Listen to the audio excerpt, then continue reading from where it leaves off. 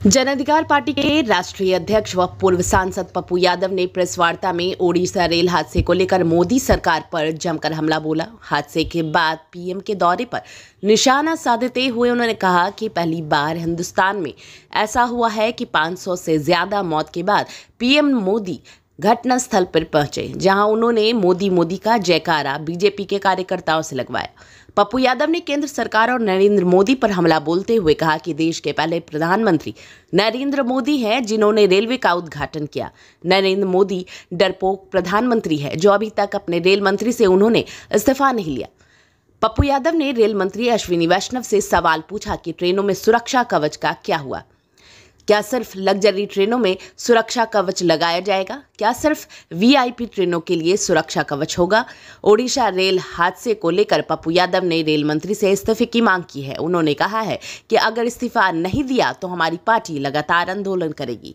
ये वंदे मातरम हिंदुस्तान का पहला पीएम होगा, जबकि राजधानी शताब्दी जैसी न जाने कितनी राजा महाराजाओं की कैसी कैसी ट्रेनें राजस्थान से दिल्ली वर्ल्ड हेरिटेज ट्रेन को चलाया। कभी भी हिंदुस्तान का कोई पीएम झंडी नहीं दिखाया। इन्होंने 1000 वंदे मातरम चलाने की बात की, अभी तक मात्र 16 वंदे मातरम 18 चला। 18 में 15 में इन्होंने झंडी दिखाई। इन्होंने कहा था 16 डिब्बा होंगे, मात्र 8 डिब्बा है। एक डिब्बा का 8 करोड़ रुपया लागत। अब आप सोचिए कि 1000 ट्रेन बनाने में कितने पैसे, एक डिब्बा का 8 करोड़। मतलब रेल मंत्री जी, क्या आप बताएंगे कि 2 लाख करोड़ रुपया टोटल वंदे मातरम में, और सुरक्षा कवच उस ट्रेन पर लगेगी जो उस ट्रेन पर सुरक्षा कवच को दिखाया जाएगा जो ट्रेन में सिर्फ पप्पू यादव कूपन वाले और टैक्स के पैसे से तनख्वाह और करोड़ों रुपया लूटने वाले लोग चढ़ेंगे। एक भी मिडिल क्लास, गरीब महिला, आदिवासी, दलित, पिछड़ा, अत्यंत पिछड़ा, देश का गरीब माइनॉरिटी, गरीब ब्राह्मण, गरीब राजपूत, एक भी आदमी जिसके पास इकोनॉमी 6000 से ऊपर नहीं है, 8000 से ऊपर नहीं है, क्या वो व्यक्ति इस ट्रेन में सफ़र करेगा? क्या वीआईपी के लिए सुरक्षा कवच होगी और आम आदमी आम ट्रेन के लिए सुरक्षा कवच क्यों नहीं होगी? और जो घोषणा इन्होंने किया था कि ट्रेन एक्सीडेंट कभी नहीं करेगा, सुरक्षा कवच है, क्या हिंदुस्तान में हिंदुस्तान का सबसे दूसरा बड़ी घटना जिसको ये छिपा रहे हैं, इन्होंने कहा बख्शेंगे नहीं, अपनों को रखेंगे, ठेकेदार को बचाएंगे, मंत्रालय बचेंगे, खुद सफेद कॉलर बचाएंगे। और ट्वीट क्या करते हैं भर रात, आरएसएस के भाइयों ने सेवा में लग गई, बीजेपी के भाइयों ने सेवा में लग गई। एक ट्वीट नरेंद्र मोदी जी का मृत्यु पर रात में नहीं है, आप उठा के देख लीजिए। इन्होंने आरएसएस बीजेपी का गुणगान गाया है भर रात। मेरा सवाल है देश के प्रधानमंत्री से, सुरक्षा कवच सिर्फ वीआईपी के लिए क्यों? एक ही ट्रेन पर सारा बजट का पैसा खर्चा, 8 करोड़ रुपया, 16 डिब्बा बोले थे, मात्र 8 डिब्बा क्यों? और आपको हर चीज में झंडी दिखाने की जरूरत क्यों पड़ती है? कितना को बेचिएगा? क्या हमारी पार्टी किसी भी कीमत पर देश के रेलवे मंत्री से अविलंब इस्तीफा चाहती है?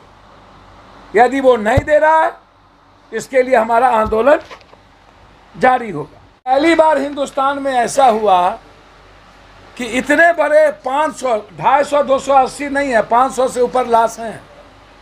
इतने बड़े मौत के बाद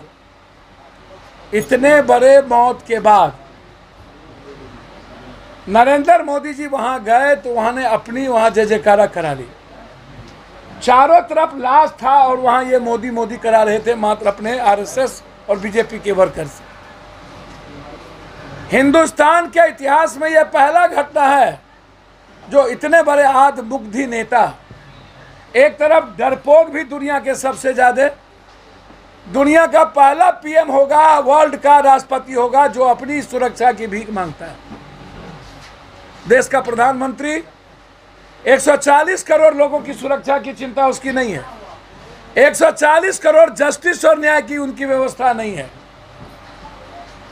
पंजाब में किसानों से वो डर गए, एसपी जी रहते हुए कहते हैं भगवान बचा लिया। हमेशा कृपा पर जीने वाला, दया की पात्र गाली देता है, कभी भी हिंदुस्तान के आम आदमी की बात नहीं करने वाला व्यक्ति इतने समय के बाद अपने रेलवे मंत्री से इस्तीफा नहीं ले पाए। नरेंद्र मोदी जी की सरकार, इससे साफ जाहिर होती है, गरीब किसान, महिलाओं और युवाओं की सरकार नहीं है।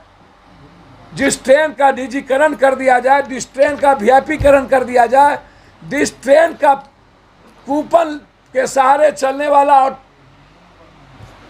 जनता के पैसे से चलने वालों के लिए कर दिया जाए, वह गरीब विरोधी सरकार है और उनके लिए गरीबों की जिंदगी उनके नज़रों में कुछ नहीं है। दूसरा, 8 जून को महिला पहलवान के सवाल पर महाधरना की होगी पटना में। जिस तरीके से निर्लजता का हद कर दिया बीजेपी और आरएसएस की सरकार, जिस तरीके से एक बेटी आई थी सिंगापुर से मृत, जिनका नाम निर्भया था, देश के पीएम और देश के सोनिया गांधी जो वाहिद एक शख्सियत है, वो गई थी एयरपोर्ट पर लाने के लिए उस लाश को। पूरा देश रो रहा था। क्या इस हिंदुस्तान को आप गोल्ड मेडलिस्ट नहीं रहने देना चाहते हैं? क्या आप इस हिंदुस्तान को रेपिस्ट इंडिया बना देना चाहते हैं? क्या इस देश में जिस तरीके से पूरी बीजेपी महिलाओं के साथ शोषण करने वाला, मैं जानना चाहता हूं, जो चीज कल टेलीग्राफ में पूरा डिटेल में हिंदुस्तान में दिया गया है, क्या ये बेशर्मी नहीं है? क्या ये देश के बेटी बचाओ बेटी पढ़ाओ, जब वो बात जो उसने कही थी, उसने क्या हमेशा, आप उठा करके देख लीजिए, लगभग बाबा, लगभग इन लोगों के लोग ऐसे बलात्कार के केस में फंसते हैं नेता। कब न्याय मिलेगी? और उसको भी जाति से जोड़ दिया इन लोगों ने, जाट और गुज्जर से। बेटी को जाट से जोड़ना, जाति से जोड़ना, बारे बा। मुजफ्फरपुर में ऑनर किलिंग होगी बेटी की। एक गरीब की बेटियों को पातेपुर में कल 6 लड़के ने बलात्कार करके फेंक दिया। हिंदुस्तान की जनता क्यों सोई हुई है? और मैं आज सीधा आरोप लगाता हूं, मोदी जी के अनंत नफरत और अनंत झूठ के बाद हिंदुस्तान की जनता और मोदी गोदी मीडिया, क्या कारण है कि आज भी गोदी मीडिया मोदी जी को जिंदा रखना चाहती है और हिंदुस्तान की जनता चुप क्यों है, मौन क्यों है, सड़कों पर क्यों नहीं है, क्यों कैंडल नहीं जल रहा है? ये सवाल है। इसीलिए पहलवान की लड़ाई हम 8 तारीख को शुरू करेंगे पटना से, और उसके बाद जो निर्णय खाप का होगा उसके साथ हम लोग पूरा प्रदेश खड़े रहेंगे। पूरा प्रदेश में धरना होगा, राजभवन मार्च करेंगे। जब तक बेटियों को न्याय नहीं मिलता है तब तक चैन से नहीं बैठेंगे। ये मैं आपको बहुत क्लियर कह देता हूँ। और 8 तारीख को मेरी घोषणा साफ है। बहुत बहुत धन्यवाद। 2 हमारे ये